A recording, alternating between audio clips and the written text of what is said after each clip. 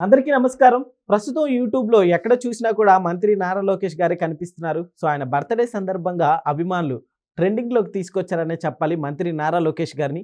ఇదే అంశం మీద ఒకసారి వివరణ తీసుకునే ప్రయత్నం చేద్దాం. ప్రస్తుతం స్టూడియోలో జర్నలిస్ట్ జగదేవ్ ఉన్నారు. వెల్కమ్ చెప్దాం. హలో సార్, నమస్కారం. నమస్తే జకీర్. సార్, ఇప్పుడు అంటే మంత్రి నారా లోకేష్ గారు బర్త్‌డే సందర్భంగా అభిమానులే ట్రెండింగ్‌లోకి తీసుకొచ్చి ఒక గిఫ్ట్ ఇచ్చారని చెప్పుకోవచ్చా? ట్రెండింగ్‌లోకి తీసుకోవడం కాదు, ట్రెండింగ్ అయ్యాడు ఆయన. హుహు. వీళ్ళు ఎంతమంది పొలోమని 1,00,000 మంది ట్రెండింగ్ చేసినంత మాత్రం ట్రెండింగ్ అయిపోద్దా? అందులో బంగారంలో సారమైన బంగారం కాకపోతే కంసాలోడికి ఇచ్చిన వాడే మంచి హారం చేయగలడు చెప్పండి? చేయలేడుగా. ఇక్కడ సారమైన బంగారం లాంటిగా మారాడు మనిషి. అసలు అంటే తల్లిని కూడా విమర్శించారు కదా ఇది చట్టసభల్లో. అంతకన్నా మానసిక క్షోభ ఏముంటుంది చెప్పండి ఆ వ్యక్తి? Yes sir. కానీ నేను కుంగిపోయాడా? బుర్రోమని ఏడ్చుకుంటూ ఇంట్లో కూర్చున్నాడా? అయ్యో నాకు సెక్యూరిటీ థ్రెట్ ఉందని చెప్పేసి చెట్లు కొట్టేసి బయటకు వచ్చి బారికేడ్లు పెట్టేసి ఏమైనా వచ్చాడా? అదే డ్రెస్సింగ్, మళ్ళీ సేమ్ బాబుగారు ఏ డ్రెస్సింగ్, ఈయన అదే డ్రెస్సింగ్, అదే ప్యాంట్ చేంజ్, షర్ట్ మాత్రం లైట్ కలర్ వైట్ షర్ట్ అవే వేసుకుని ఉంటాడు. అదే సింప్లిసిటీ. అలాగే అలాగే ఒక ఎప్పుడైతే కరోనాలో ఇంటి పట్టున ఉండాల్సి వచ్చిందో అందరూ, ఆ టైంలో ఒక్కసారిగా ఆయన శ్రీమతి బ్రాహ్మణి గారి సూచనల మేరకు మనిషి ఒక్కసారి చేంజ్ అయిపోయాడు. ఆయన బాడీ లాంగ్వేజ్ కానీ, ఆయన బాడీ షేమ్ చేసేవారు, ఇట్లా లావుగున్నాడు అని, పప్పు అని, గిప్పని మారిపోయింది. హెయిర్ స్టైల్ కానీ, బేర్డ్ అన్నీ చేంజ్ చేసేసుకున్నాడు. తనకు తానుగా మలుచుకున్నాడు. అది సంకల్ప బలం ఉన్న వాళ్ళకే వస్తుంది. అది మనలాంటి చేయలేమేమో.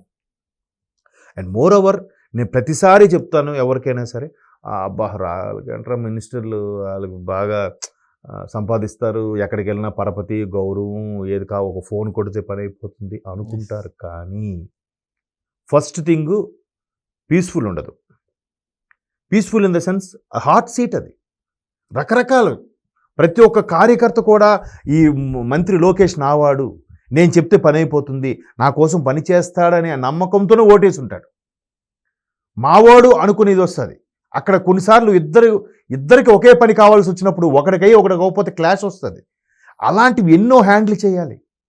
మీటింగ్ల మీద మీటింగ్లు మాట్లాడుతుండాలి.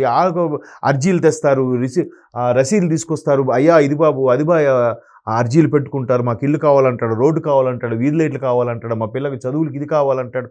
అందరికీ అలాగో కూల్గా సామరస్యంగానే సమాధానం చెప్పాలి. పొరపాటున రైజ్ అయినా ఇవాళ రేపు సోషల్ మీడియా ఎలా ఉంది? ఎందుకంటే ఇదే లోకేష్ గారు వైసీపీ ప్రభుత్వంలో టీడీపీ సమావేశాలను ఇప్పుడు ఆయన జనరల్ సెక్రటరీగా ఉండేవారు కదా, మేబీ ఇప్పుడు కూడా జనరల్ సెక్రటరీ అనుకుంటా.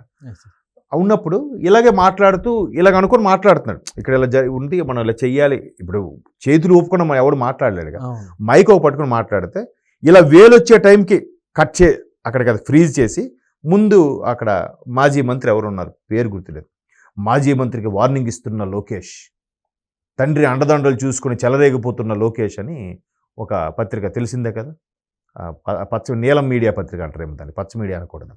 ఆ పత్రికలో వార్తలు తీరా చూస్తే అక్కడ అదేదీ లేదు.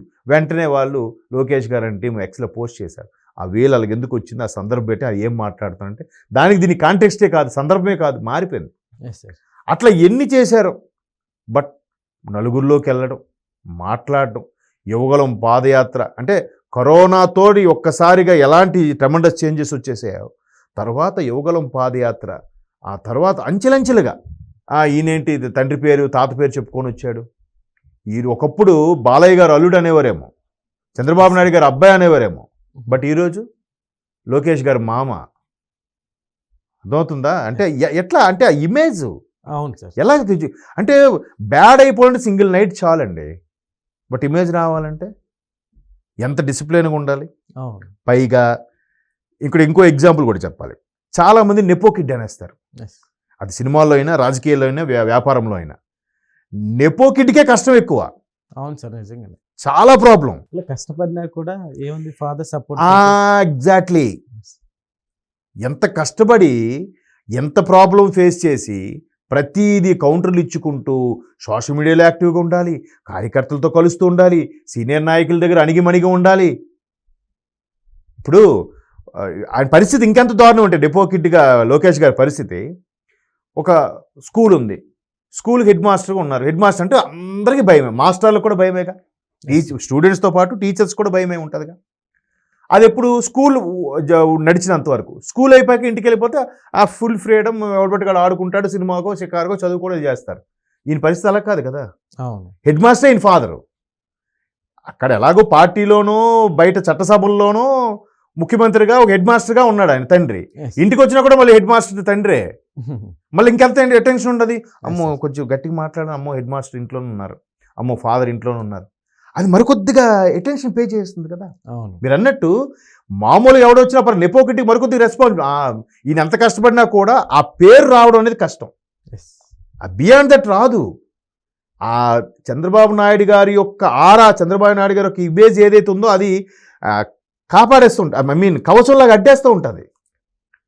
బాబు గారు ఇప్పుడు ఈయన ఎంత బాగా చేసినా బాబు గారు లాగా ఈయన కూడా మంచి ముందు చూపుతో చేస్తున్నాడు రానేస్తారు.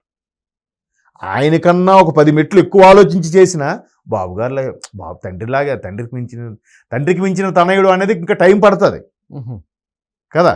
సో అలాంటి పరిస్థితుల్లో ఇట్లాగా నేమ్ రావడము వైరల్ ఎందుకు అవుతుందంటే అంతమందిని అభిమానాన్ని చూరగొంటున్నాడు కాబట్టి వైరల్ అవుతుంది. మీరు ఇంకెవరికి ఎందుకు అవ్వట్లేదు?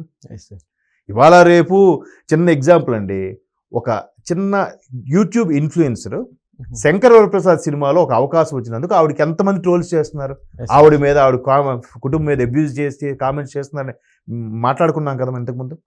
మరి అట్లాగే ఇన్ఫ్లుయెన్స్కే అండుంటే ఒక రాష్ట్ర మంత్రి, ఒక ముఖ్యమంత్రి కొడుకు, ఒక సూపర్ స్టార్కి అల్లుడు, ఒక పెద్ద మహానటుడు మనవడు, ఎన్ని ట్రోల్స్ జరుగుతాయి. మరి ఇప్పుడు అది జరిగాయి బర్త్డేకి ఈసారి, ఇంతకుముందు లేని బర్త్డే ఇప్పుడు ఎందుకు అంత అదే ఇమేజ్. అది చాలా కష్టం రావడం, పోగొట్టుకోవడం సింగిల్ నైట్ చాలు కదా. సో అలాగా ఆయనకి ఉంది కాబట్టే వీళ్ళందరూ అన్న దృష్టిలో పడాలనో లేదంటే లోకేష్ గారి దృష్టిలో పడాలనో. చాలామంది నేను 2-3 దగ్గర కూడా విన్నాను, ఏది కూడా చాలా జాగ్రత్తగా ఓపిక్గా ఉంటాడంట ఆయన. మళ్ళీ అందరూ అన్నతో శుభాకాంక్షలకి, ఫోటోలకి ఎంతమంది దిగుతారండి. నీకు కొత్త, నీకు ఫస్ట్ టైమే లోకేష్తో, నువ్వు ఎన్నోవాడు ఆ రోజుకి 1000వాడు అయి ఉంటావు, ఎంత ఓపిక ఉండాలి ప్రతి ఒక్కడికి. ఏమ్మా ఎక్కడి నుంచి వచ్చావు, ఏ డిస్ట్రిక్ట్, ఏం చేస్తున్నావు, అంత బాగుందా, భుజమే చేసుకుని నవ్వుతూ ఫోటో దిగాలి. మీరు చేయండి అలాగే, 50 మందితో దిగండి చాలు.